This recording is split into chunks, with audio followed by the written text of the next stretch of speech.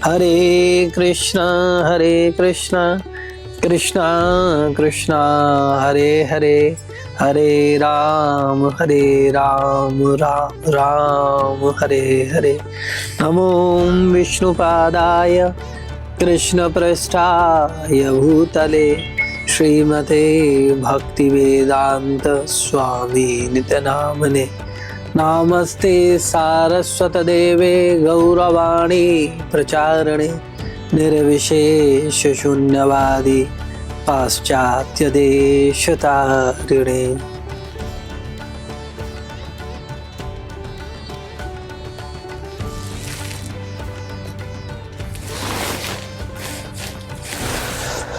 हरे कृष्णा। तो आप सभी भक्तों का ऑनलाइन भगवत गीता कक्षा में स्वागत है। आप सबसे निवेदन है, गीता पढ़ो, गीता पढ़ाओ, गीता सुनो, गीता सुनाओ, घर घर गीता पहुंचाओ और इस मुहिम का आप सब हिस्सा बन जाओ।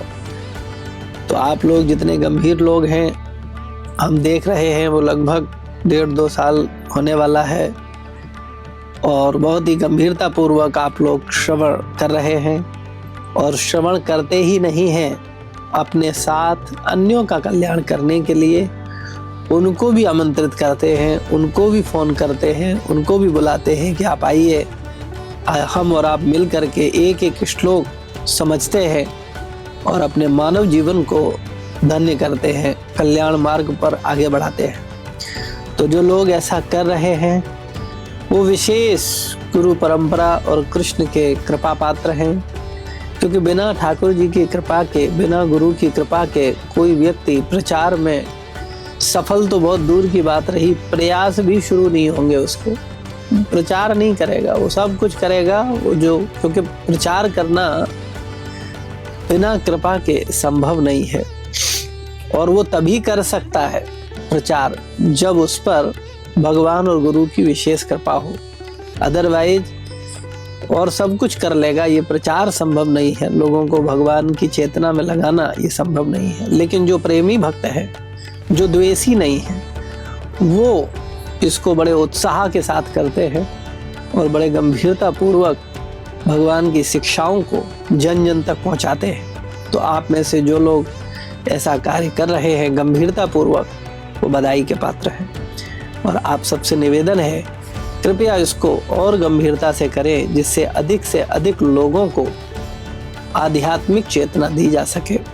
और इस संसार में लोग कष्ट पा रहे हैं, दुखी हैं, क्लेश में हैं, लेकिन फिर भी वो आध्यात्मिक चेतना को गंभीरता से नहीं ले रहे हैं।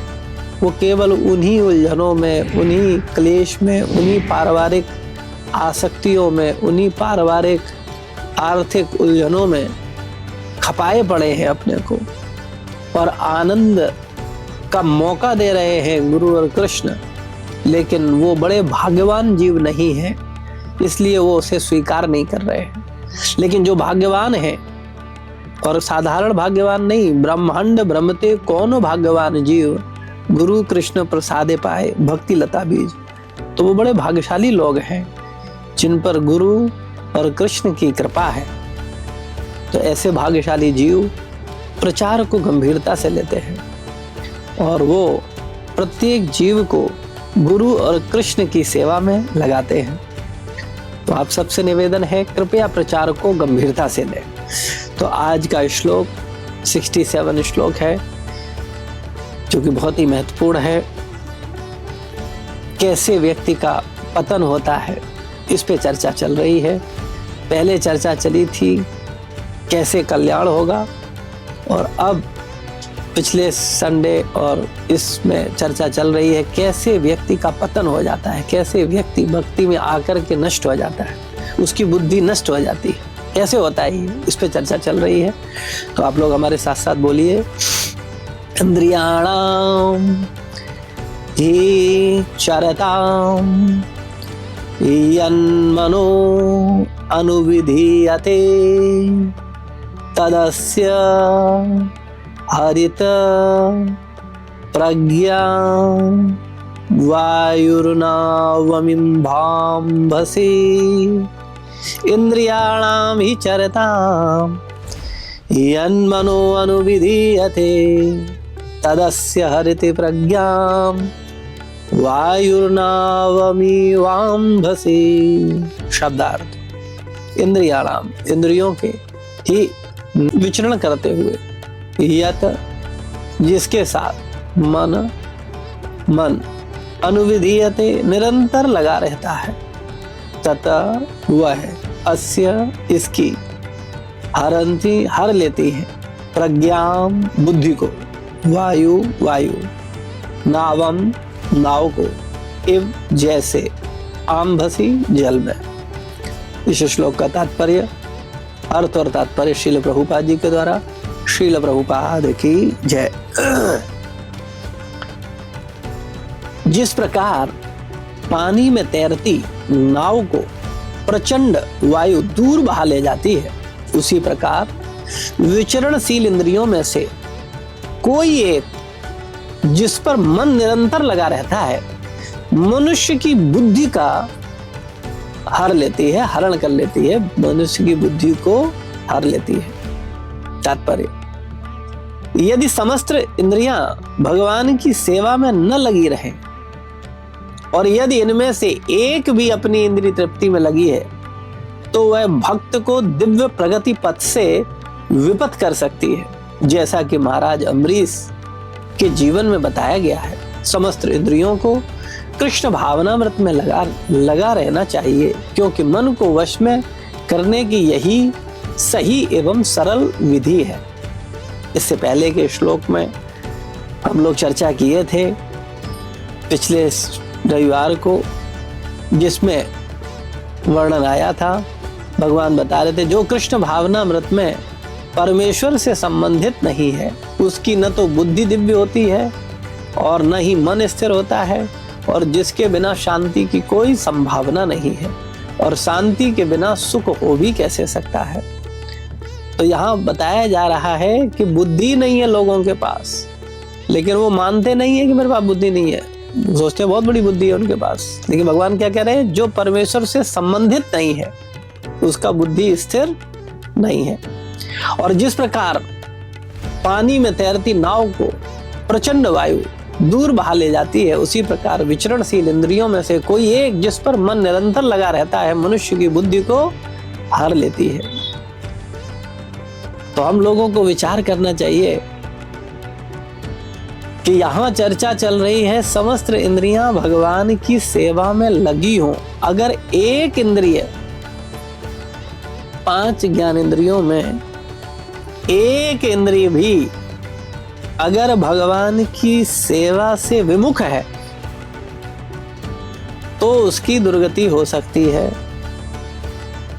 फिर उनके विषय में क्या कहा जाए, जिनकी 5 इंद्रियां विषयों में लगी हैं, हम जैसे लोगों की, तो उनका क्या होगा, इस पर विचार करना चाहिए।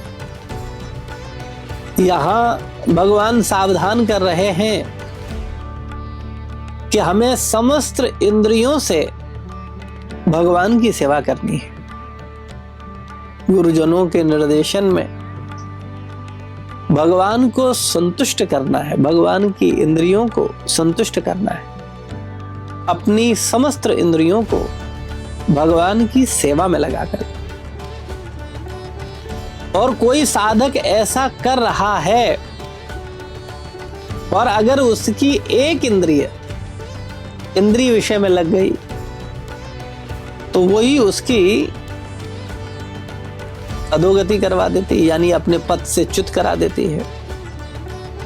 व्यक्ति अपनी स्थिति से गिर जाता है।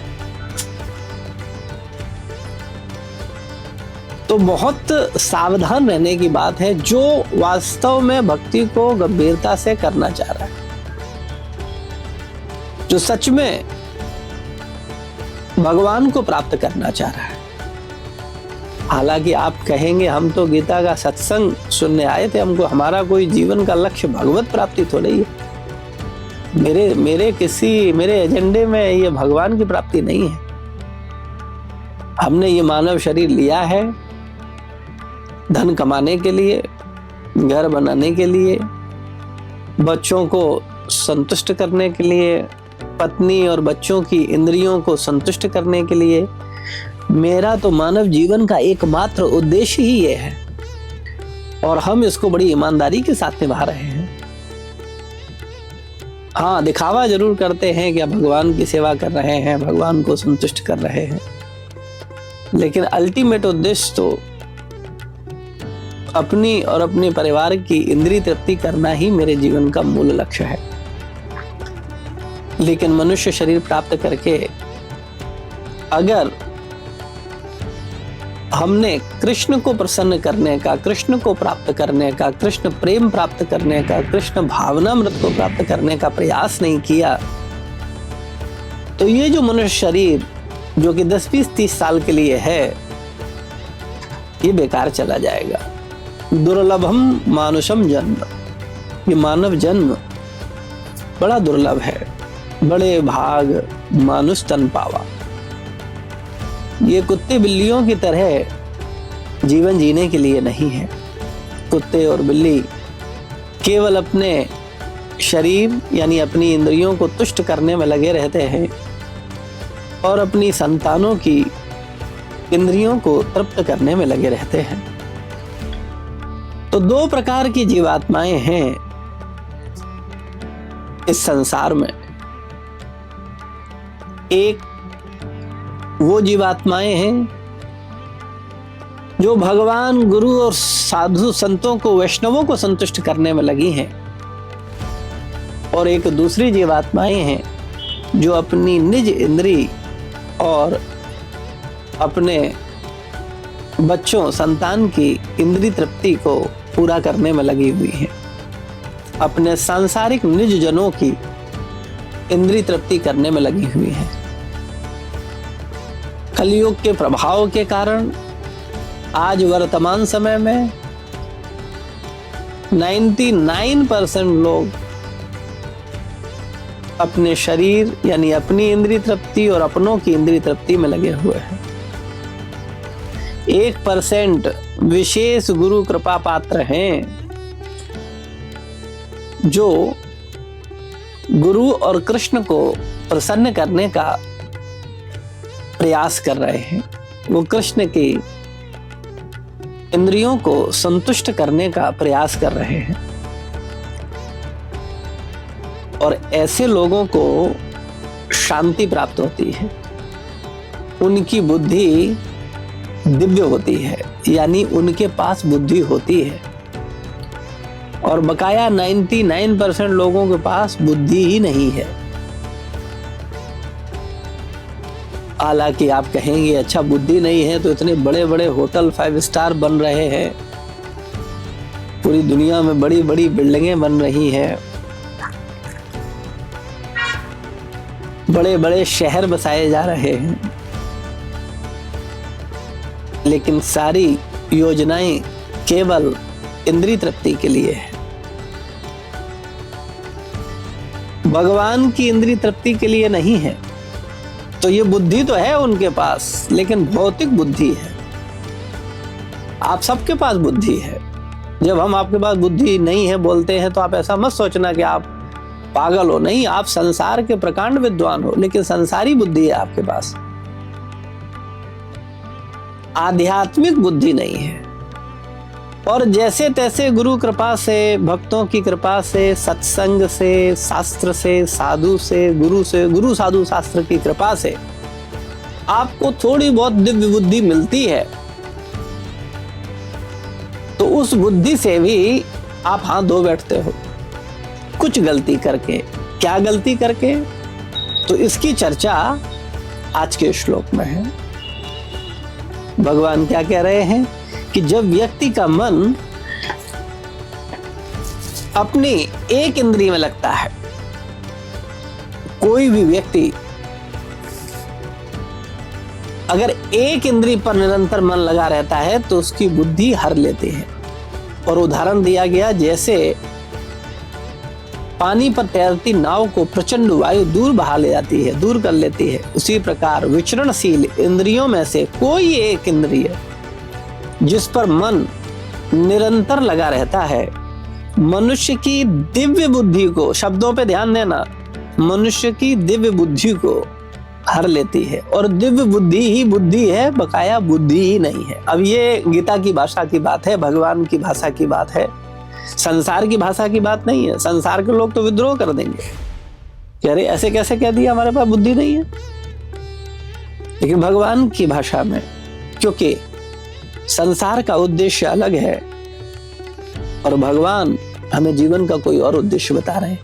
वो कह रहे हैं कि बुद्धि वही है जो आनंद दिलाए, बुद्धि वही है जो शांति दिलाए, बुद्धि वही है जो मुक्ति दिलाए। और शांति नहीं है, आनंद नहीं है, मुक्ति नहीं है, और आप बोलते हो हमारे पास बहुत बुद्धि है, तो तुम मूर्खानंद हो। मानते रहो अपने आप को बड़ा विद्वान, समझाते रहो 2-4 लोगों को 2-2 घंटे फोन करके, लेकिन हो मूर्ख। बहुत मुश्किल है लोगों का, क्या किया जाए।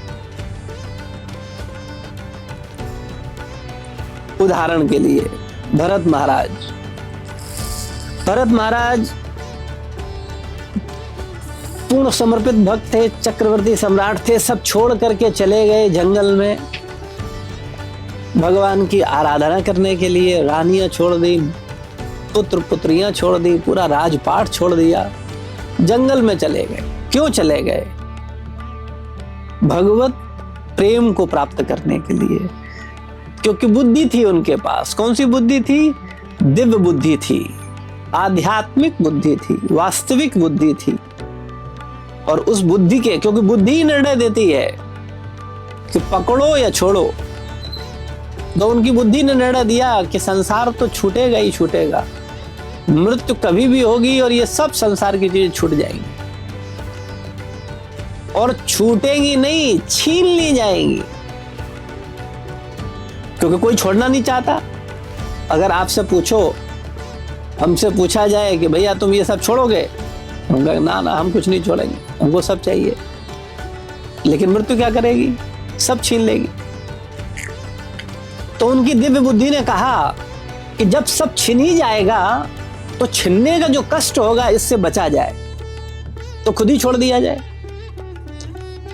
भाई इसको सरल भाषा में समझो, आप खुद छोड़ दो घर को, परिवार को, या घर की आसक्ति को, परिवार की आसक्ति को खुद छोड़ दो, और नहीं तो मृत्यु छीन लेगी। तो जब छीनेगी कोई तो बहुत दुख होगा, क्योंकि छीनने के बाद आप तो रहोगे, मृत्यु के बाद ऐसा नहीं है कि आप नहीं रहोगे। हम लोगों के साथ यही प्रॉब्लम है, हम लोग इतनी सी बात नहीं समझते कि मरने के बाद भी हम रहने वाले हैं, एज इट इज, कहीं कोई अंतर पड़ने वाला नहीं है। अगर आपसे जीते जी कोई व्यक्ति आपकी घर, संपत्ति, परिवार छीन ले तो आप कितना कष्ट में होगे, आप अभी इस बात को समझ भी नहीं पाओगे। और आप स्वेच्छा से दे दो कि भाई ये घर हमने दान कर दिया, ये सब से हमने अपने को अलग कर लिया है, अब हमें किसी से कोई लेना देना नहीं है, तो कोई दिक्कत नहीं, बड़ा खुशी खुशी हो जाएगा ये कार्य। तो भरत महाराज पास दिव्य बुद्धि थी, उन्होंने स्वेच्छा से निर्णय लिया कि ये साम्राज्य, मृत्यु कभी भी आएगी और छोड़ना पड़ेगा, और इसमें फंसे फंसे परिवार में, पत्नी में, बच्चे में, साम्राज्य में मेरी इनमें आसक्ति हो रही है, और मरते समय अगर इन सब का स्मरण हो गया तो अधोगति हो जाएगी, मानव जीवन का जो लक्ष्य है वो छूट जाएगा। तो उन्होंने उन सब से संन्यास लेकर के जंगल में चले जाते हैं। लेकिन जंगल में एक घटना घटती है, गंडकी नदी के किनारे भगवान का एकांत में ध्यान करते हैं, निरंतर चिंतन करते हैं, भगवान से प्रेम करने का अभ्यास करते हैं, हरे कृष्ण महामंत्र का गंभीरता पूर्वक कीर्तन करते हैं, हरे कृष्णा कृष्णा कृष्णा हरे हरे, हरे राम राम राम हरे हरे। अचानक ये घटना घटती है, एक हिरनी जो गर्भवती होती है वो पानी पीने आती है, सिंह की दहाड़ से घबरा जाती है, भागती है, उसका गर्भ गिर जाता है, हिरनी की मृत्यु हो जाती है, और वो बच्चा वहीं नदी में बहने लगता है। और भरत महाराज को दया आ जाती है, अरे, और उसको वहां से वो उठाते हैं, बचाते हैं और बचा करके उसको अपने आश्रम पर ले आते हैं। अब उनकी एक इंद्रिय नेत्र, चूंकि समस्त इंद्रियों को भगवान की सेवा में लगा रखा था, लेकिन उनका नेत्र हिरण पर टिक जाता है। हिरण की हरकतों को देखते हैं, उछल कूद देखते हैं और उसमें बड़े आसक्त हो जाते हैं और उनकी आध्यात्मिक बुद्धि का हरण हो जाता है और भौतिक बुद्धि हावी हो जाती है। अब भौतिक बुद्धि क्या विचार देती है, भौतिक बुद्धि क्या समझाती है, आध्यात्मिक बुद्धि बन करके। ऐसा हम लोगों के साथ भी होता है, हम लोगों को लगता है हम बड़े आध्यात्मिक हैं, लेकिन वो भौतिक बुद्धि का प्रभाव होता है कि हम उसी में फंसे होते हैं। तो भरत महाराज क्या तर्क देते हैं, उनकी भौतिक बुद्धि उन्हें क्या तर्क देती है। बेचारा, अहो बेचारा यह मृग छोना भगवान के प्रतिनिधि काल चक्र के वेग से अपने संबंधियों तथा मित्रों से विलग हो गया है और मेरी शरण में आया है। यह अन्य किसी को न जानकर केवल मुझे अपना माता पिता भाई तथा स्वजन मानने लगा है। मेरे ही ऊपर इसकी निष्ठा है, यह मेरे अतिरिक्त किसी को नहीं जानता, अतः मुझे ईर्ष्यावश यह नहीं सोचना चाहिए कि इस मृग के पीछे मेरा अकल्याण होगा। मेरा कर्तव्य है कि मैं इसका लालन पालन रक्षण करूं तथा इसे दुलारूं, पुचकारूं। जब इसने मेरी शरण ग्रहण कर ली तो भला मैं इसे कैसे दुत्कारूं। यद्यपि यह मृग से मेरे आध्यात्मिक जीवन में बाधा पड़ रही है, किंतु मैं अनुभव करता हूं कि इस प्रकार से कोई असहाय व्यक्ति यदि शरणागत हो तो उसकी उपेक्षा नहीं की जा सकती। अब तो यह बड़ा भारी दोष होगा। भले ही कोई विरक्त हो चुका हो, किंतु जो महान है वह निश्चित रूप से दुखी जीवात्मा के लिए ममता का अनुभव करता है। मनुष्य को चाहिए कि शरणागत की रक्षा हेतु अपने बड़े से बड़े स्वार्थ की परवाह न करे। तो यहां पर हम देखते हैं कि भरत महाराज की बुद्धि का, दिव्य बुद्धि का हरण हो चुका है। और कोई मूर्ख सुनेगा तो कहेगा बात तो बड़ी सही कह रहे हैं, एक हिरण बेचारा, उसकी असहाय कौन रक्षा करेगा। भरत महाराज की बुद्धि का हरण हो चुका है, परंतु फिर भी ऐसा लगता है कि वे बहुत बुद्धिमानी की बात सोच रहे हैं। श्रीमद् भागवतम 5, 8, 10 के तात्पर्य में श्रील प्रभुपाद लिखते हैं, माया अत्यंत प्रबल है। परोपकार, साम्यवाद, परमार्थ के वशीभूत होकर विश्व में लोग दुखी मानवता के प्रति दया का अनुभव करते हैं। यदि कोई किसी के प्रति दयालु या किसी की भलाई कर सकता है तो उसे चाहिए कि उस व्यक्ति को कृष्ण भावना तक पहुंचाए, कृष्ण भक्ति तक पहुंचाए। यही सबसे बड़ी मदद है, यही सबसे बड़ी बात है। तो कहने का तात्पर्य है, हम देख रहे हैं भरत महाराज की दिव्य बुद्धि थी उनके पास, जिस बुद्धि के बल पर वो कृष्ण की शरण लेने के लिए साम्राज्य को छोड़ पाए, क्योंकि बुद्धि निर्णय देती है। दिव्य बुद्धि दिव्य निर्णय देती है और गंदी बुद्धि गंदा निर्णय देती है। और हम ये मानने को तैयार नहीं है कि हमारे पास गंदी बुद्धि है, इसलिए मेरे निर्णय भी सब गंदे ही आते हैं, सब गंदे निर्णय। दिव्य बुद्धि हो तो दिव्य निर्णय आए, लेकिन हम अपने आप को दिव्य नहीं महादिव्य मानते हैं, इसीलिए अपने गंदे निर्णयों को दिव्य निर्णय मानते हैं और इसी कंफ्यूजन में हम भटकते रहते हैं, लेकिन सही बात को समझना नहीं चाहते। इस संसार में सब मनमौजी है, अपने मन से चलना चाहते हैं, अपने मन के अनुसार करना चाहते हैं। गुरु और कृष्ण के अनुसार नहीं चलना चाहते। ये हमारी सबसे बड़ी समस्या है। तो हम सब लोगों को अपनी इस गंदी बुद्धि को, भौतिक बुद्धि को आध्यात्मिक दिव्य बुद्धि में परिवर्तित करना होगा, तब काम बने।